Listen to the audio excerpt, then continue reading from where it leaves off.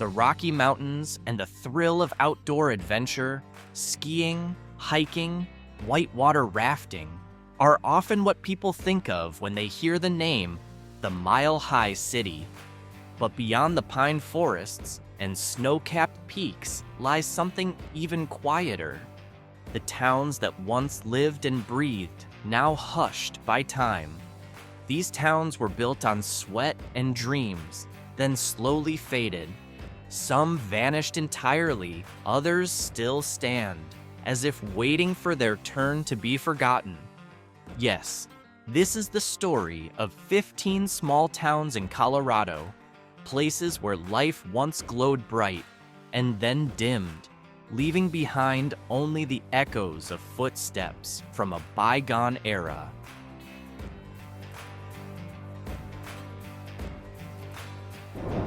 To start, let's witness the rise and fall of Colorado's mining glory through the haunting ruins of Gilman.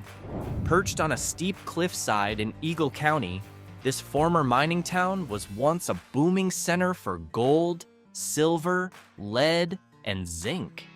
In its prime, Gilman was alive with the noise of industry, packed with workers and families. From a distance, rows of houses teetering on the edge of the canyon still look like a painting suspended in the air. But that beauty hid danger. In the 1980s, toxic waste contaminated the groundwater surrounding Gilman.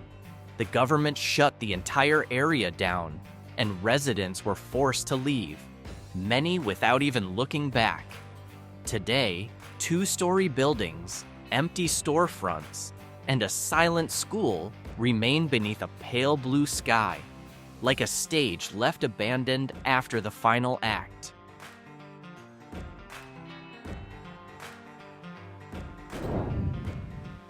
Next is St. Elmo, another former gold and silver mining town nestled in the heart of the Sawatch Range.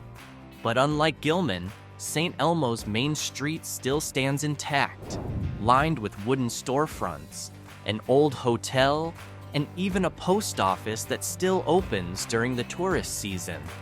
The town is well preserved, and visitors often come here to glimpse a past that still breathes, if only faintly. Founded in 1880, St. Elmo once echoed with the clatter of mining tools and the whistle of passing trains. At its peak, over 2,000 residents called this mountain town home.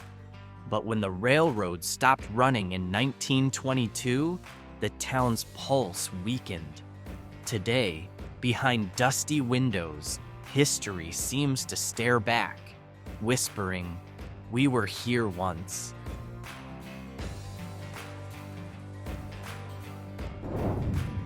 And then there's Trinidad, a town that, unlike the others, has refused to die. In the early 1900s, Trinidad thrived on coal mining and commerce. Train lines and a bustling market made it prosperous. But as the industry collapsed and the mines closed one by one, the town's population slowly began to drift away. Today, over 8,000 people still live here.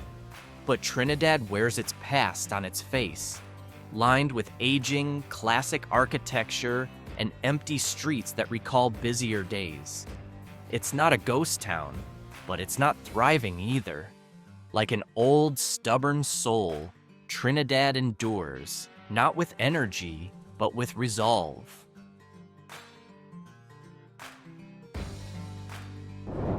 Trinidad may lack excitement, but it's still far from lifeless, especially when compared to Ashcroft. Nestled in the quiet Castle Creek Valley, wooden buildings now stand alone beneath the open sky near Aspen. Yes, Ashcroft is one of Colorado's historic ghost towns. It once shined as a booming silver town back in the 1880s. Within just a decade, it had 6 hotels and 12 saloons, all built to serve miners chasing fortune. But no one expected the mines to dry up so quickly. When winter came and the silver was gone, only the cold remained. By 1912, Ashcroft was officially a ghost town. Today, the Aspen Historical Society manages the well-preserved site where original buildings still stand, attracting visitors drawn by both its history and the surrounding alpine beauty.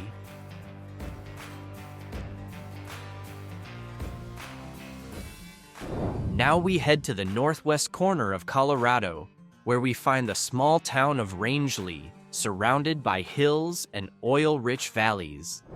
If you've never heard of it before, know this: life here depends almost entirely on energy. When oil prices soar, the town is alive with energy, but when the market crashes, life quiets to a whisper. As a result, houses that once held families now sit empty. For sale signs line the roads, a quiet reminder of decline. Rangeley isn't dead, not yet. Over 2,000 residents still remain, though the number is expected to shrink. The town breathes but faintly, waiting for a new boom or just a softer ending.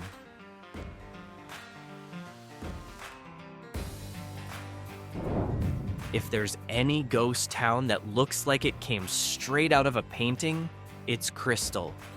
Founded in 1881 in a remote valley of the Elk Mountains, Crystal was once busy with silver mining, like many of Colorado's old towns. But harsh terrain and long winters drove most of its miners away. Today, all that truly remains is Crystal Mill, a wooden powerhouse perched dramatically above a rushing waterfall. Its photo appears in magazines and calendars, the perfect image of Colorado's rugged past. Yet few realize it's only accessible by a steep, rocky trail known as Devil's Punch Bowl. That said, there's an easier path, Gunnison County Road 3, starting from the town of Marble. Even so, the road still requires a high-clearance, four-wheel drive vehicle to reach Crystal's legendary view.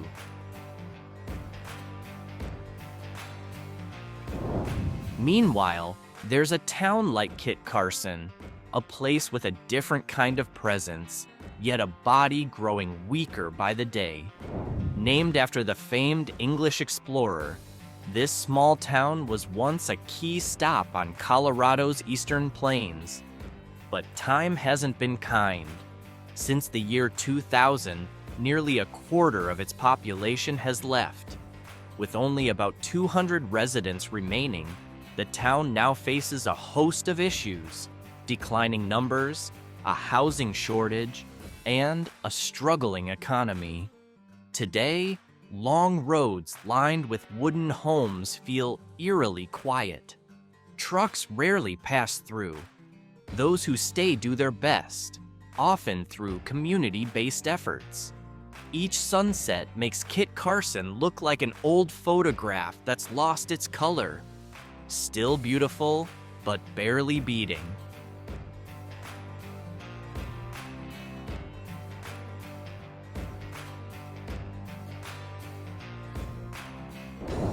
Next, we travel to San Miguel County, nearly 12,000 feet above sea level and not far from Telluride, where we find the town of Alta.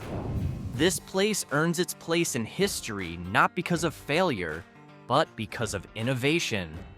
Alta was the site of a groundbreaking moment in energy history, the first commercial use of Nikola Tesla's alternating current system to power a mining operation. The experiment was a success. Power lines were soon strung over the 13,000-foot Imogene Pass, transmitting electricity nearly 20 miles to the Camp Bird mine. But that shining legacy ended in flames.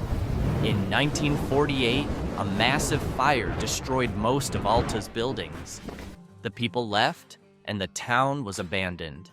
Today, visitors can still take in sweeping views of Mount Wilson's 14,000-foot peak, framed by the crumbling windows of what remains. just as the miners once did, long ago.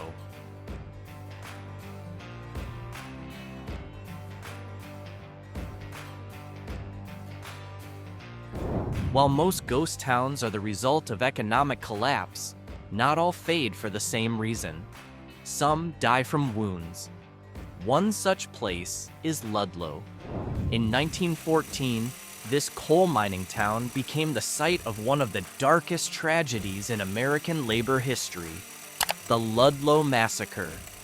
Between 19 and 25 people were killed, among them 2 women and 11 children who suffocated beneath a burning tent. The town never recovered. Ludlow became a place frozen by trauma. Today, it stands abandoned, save for a memorial monument maintained by the United Mine Workers of America. A flag flies at half-staff year-round. The rest is legacy, labor laws written in the blood of those who stood their ground during Colorado's coal wars.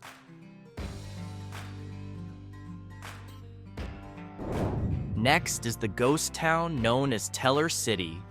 Once the pride of the Grand Lake region, it was home to around 2,000 people and full of promise thanks to silver mining. But like most mining towns, its fate was tied directly to the price of metal.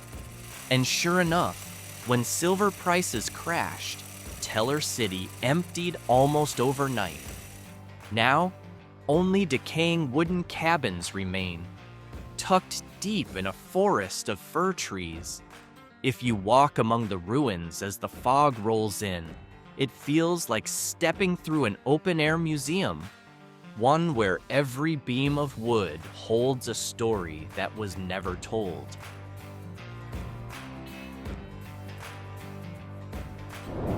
Meanwhile, Creede was the last of Colorado's silver towns to boom, and perhaps the last to fade with dignity.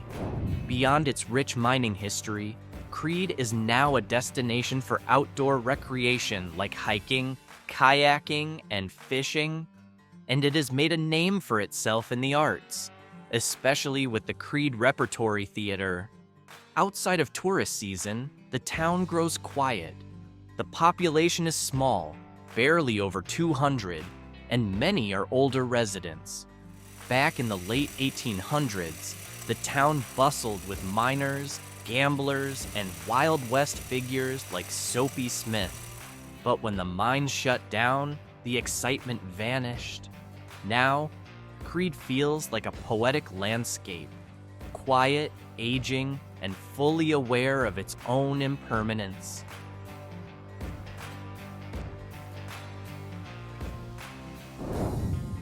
And then there's Animas Forks, one of Colorado's most striking ghost towns.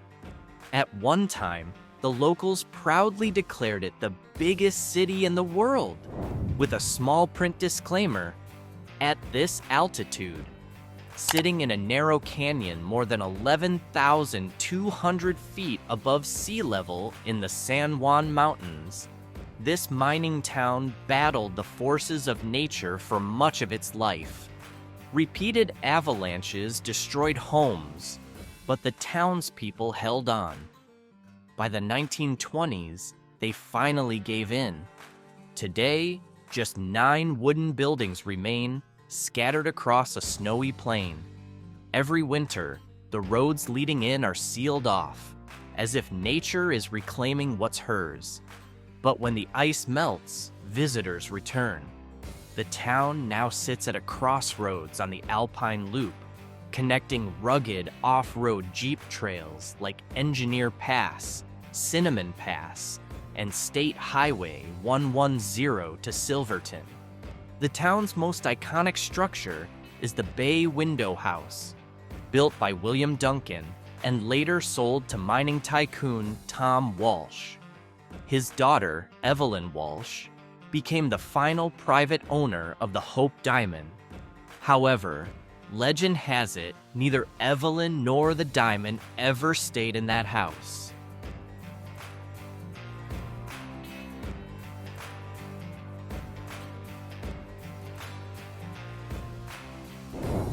at a much higher elevation, there's a ghost town called Hancock.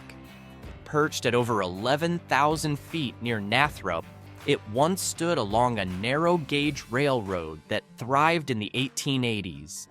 In its heyday, the air echoed with the clatter of engines and horses' hooves. Hancock was known both as a railroad and mining town, supporting the construction of the Alpine Tunnel. But when the tracks were shut down in 1910, the town fell silent and faded away. Only the stone foundations and collapsed cabins remain, peeking out from the brush. From here, the mountain views are breathtaking, but the stillness that surrounds them feels like a mysterious curtain drawn over a forgotten stage.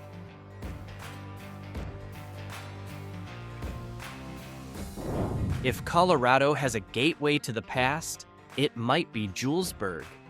Located in the far northeastern corner of the state near the Nebraska border, the town is known as the Gateway to Colorado for travelers heading west along Interstate 80. It was once a critical stop on the Pony Express route and a key railway town. But as agriculture and old transport routes began to fade, the population did too. Brick buildings that were once busy now sit mostly empty, paint peeling, windows dusty, and yet, despite the silence, there's a lingering warmth here that's hard to explain. Maybe it's because Julesburg still remembers who it used to be.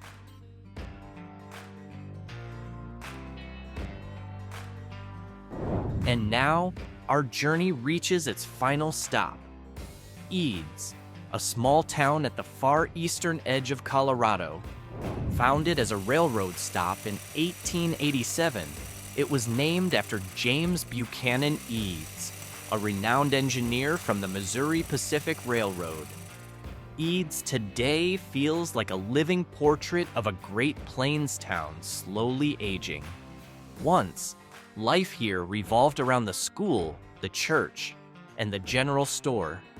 Now, even though it remains the most populated municipality in Kiowa County, many buildings are abandoned and its aging residents face the reality of a town without new generations.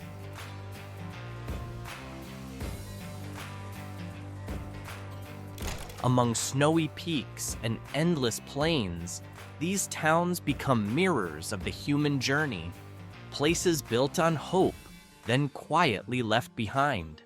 Colorado holds so many stories of greed, of grit, and of beauty born from ruin.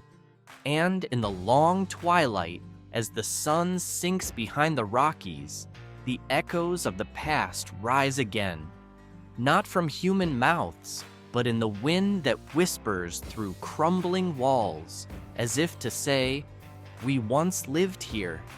Now, it's your turn to remember